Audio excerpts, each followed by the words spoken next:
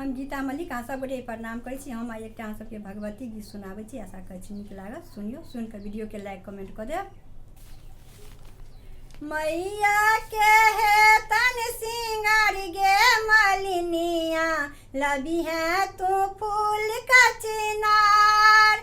मैया के है तन सिंगार गे मलिनिया, लबी है तू फूल का चिनार। लाल लाल अड़हुल तू तोड़ तोड़ी लबी है, लाल लाल अड़हुल तू तोड़ तोड़ी लबी है।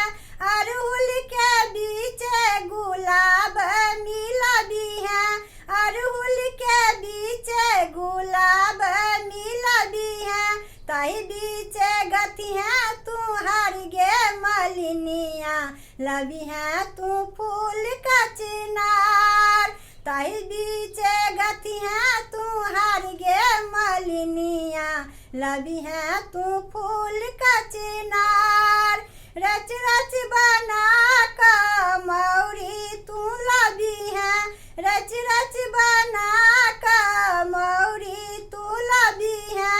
मौरी में लाल रंग फुदना लगबी है, मौरी में लाल रंग फुदना लगबी है। ताही बीच गति है सीतार गे मलिनिया, लबी है तू फूल का चिनार। ताही बीच गति है सीतार गे मलिनिया, लबी है तू फूल का चिनार।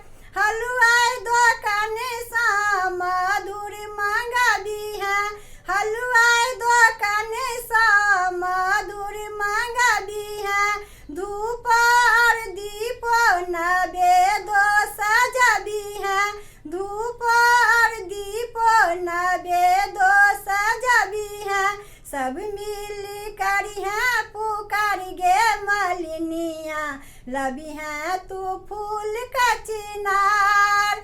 सब मिल करी है पुकार गे मलिनिया, लबी है तू फूल का चिनार। मैया के है तन सिंगार गे मलिनिया, लबी है तू फूल का चिनार।